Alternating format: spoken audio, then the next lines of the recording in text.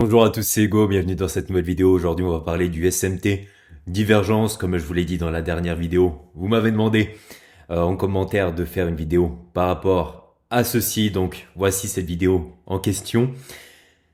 SMT divergence, ça veut dire Smart Money Tool, voilà, SMT divergence, ça regroupe la même chose. Au final, c'est une divergence entre deux actifs, pas n'importe lesquels. Deux actifs, bien sûr, corrélés, puisque pour avoir une divergence, il faut de base de la corrélation.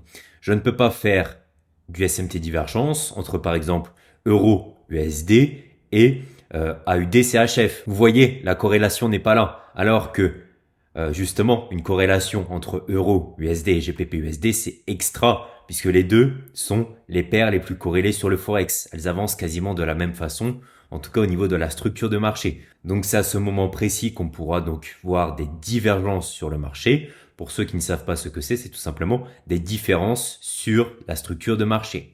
Par exemple, ici, comme vous voyez, on a un haut et ici, mon haut, il est plus bas, tout logiquement. Ici, on va dire que c'est GBP USD, on a un haut et mon haut, il est plus bas. La structure de marché est exactement pareille. Par contre, une divergence, c'est le fait, ici par exemple sur GBP USD, hop, ce qu'on vient faire, c'est toujours la même chose sur Euro USD. Par contre, sur GBP USD, on prend la liquidité. Et qu'est-ce que ça veut dire à ce moment-là? Ça veut dire que la livre sterling est beaucoup plus forte. Et pour que la smart money parte à la baisse sur le marché, elle doit prendre la liquidité ici, les buy stop. Et donc, tout logiquement, derrière, on a une très forte réaction. C'est aussi applicable sur les indices, d'accord, avec NQ, donc le Nasdaq et le SP500. Ce sont encore une fois, les deux indices américains les plus corrélés. La structure de marché évolue quasiment toujours de la même façon. Donc, s'il y en a un qui fait un plus haut, donc là, par exemple, on va dire que Nasdaq fait un plus haut, alors que ES, le SP500, ne fait pas de plus haut. Qu'est-ce que ça veut dire? Alors, à ce moment-là, ça veut dire que le Nasdaq est beaucoup plus fort et donc, pour partir à la baisse, on doit prendre tout simplement la liquidité. Ça marche aussi avec les cross-pairs. Donc, par exemple, ici, AUD-CHF, et ici NZD-CHF.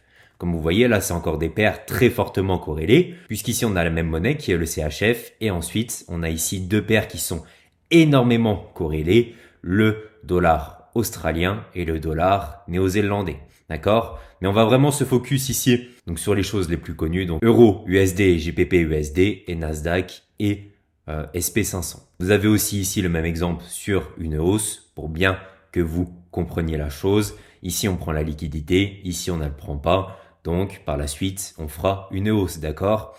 Les divergences sont signes qu'il se passe quelque chose sur le marché. Il ne faut pas uniquement prendre position que sur ça. Par contre, si vous implémentez ça avec vos autres confluences ICT ou peu importe, ou même vos piliers arrêts, vous aurez vraiment de très bonnes entrées. Je tiens à faire une précision, comme tous les concepts ICT, c'est applicable sur toutes les time frames. Là, par exemple, si je suis sur du 4 heures et que je vois une divergence, c'est très bien. Et en plus, vu que c'est sur du 4 heures, c'est une excellente divergence. Par contre, ça marche tout aussi bien sur du 1 minute. Si vous voyez ici une divergence et que vous avez à côté toutes vos confluences pour prendre position, c'est un très bon bonus que le marché va partir dans le sens que vous souhaitez. Quoi de mieux que le marché en direct pour vous présenter des concepts? Vous en aurez tout le temps sur toutes les time frames, d'accord? Le but, c'est aussi de prendre les bonnes, justement, avec les bonnes confluences en question. Mais par exemple, ici, je pense que vous avez remarqué la chose. Donc là, je suis sur Euro USD et là, GBP USD. Ici, il est 8h10 et là, il est 8h35. Donc, on est d'accord qu'on prend la liquidité. Par contre, sur GBP USD, donc regardez, ici, il est 8h10 et ici, il est 8h35.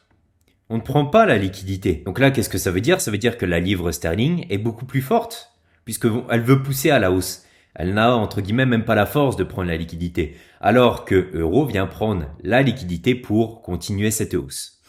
Comment prendre position sur les divergences? Donc là, je vais pas faire avec toutes les confirmations, pas tous les PDR, etc.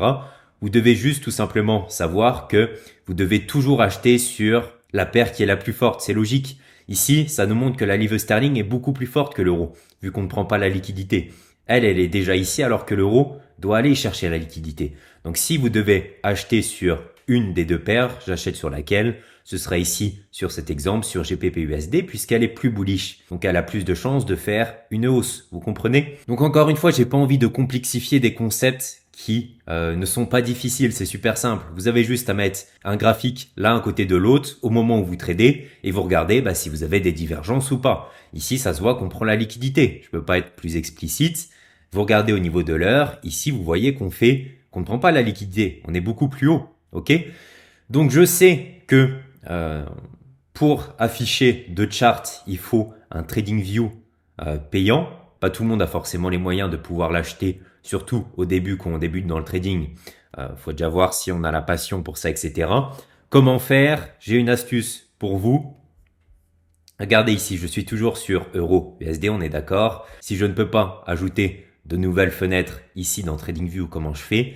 Je vais tout simplement ici sur le plus, je tape GBP/USD et vous faites ici New Price Scale. Ok?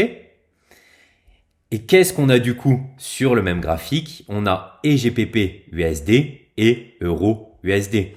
Donc là, hop, on pourra aussi voir exactement les divergences. Donc je vais mettre juste les bougies, voilà, pour que les bougies baissières soient bien en noir et les bougies haussières en vert. Mais comme vous voyez ici, et c'est limite, j'ai envie de vous dire, c'est même beaucoup mieux, puisque là, grâce à ma ligne, je vois directement si j'ai une divergence ou pas. Alors que avec les deux fenêtres, il faut que je regarde les deux graphiques. Et là, comme vous voyez, ici, on prend la liquidité et ici, on fait une hausse. Donc super bien cet outil, je pense que c'est accessible avec un plan gratuit. Si c'est pas le cas, je suis désolé, mais en tout cas, c'est l'astuce que j'ai trouvée pour vous si jamais. Ensuite, on va aller sur les indices et on va faire exactement la même chose. Ici, je vous ai trouvé vraiment une excellente divergence. Ça, c'est vraiment des divergences pour prise de position super facile. Regardez, ici, on est d'accord qu'on est vendredi 2h30 et hop, ici 14h30. On ne prend pas la liquidité. Alors que ici, on vient prendre la liquidité. Et regardez cette bougie de rejection là. On voit directement que c'est une grosse bougie de prise de liquidité et que la hausse juste après est assurée. Donc là, vous trouvez quelques pieds d'arrêt pour prendre position et c'est un TP assuré. Donc à ce moment-là, est-ce que j'achète sur le Nasdaq ou est-ce que j'achète sur le SP500 par rapport à ce qu'on a vu avant? Vous devez acheter sur le SP500 car il n'a même pas eu la force de prendre la liquidité. Il est plus fort donc actuellement sur le marché et donc la hausse sera normalement beaucoup plus forte. Donc vous voyez, rien de compliqué pour ceux qui ont une seule et unique fenêtre. On refait l'astuce, NQ.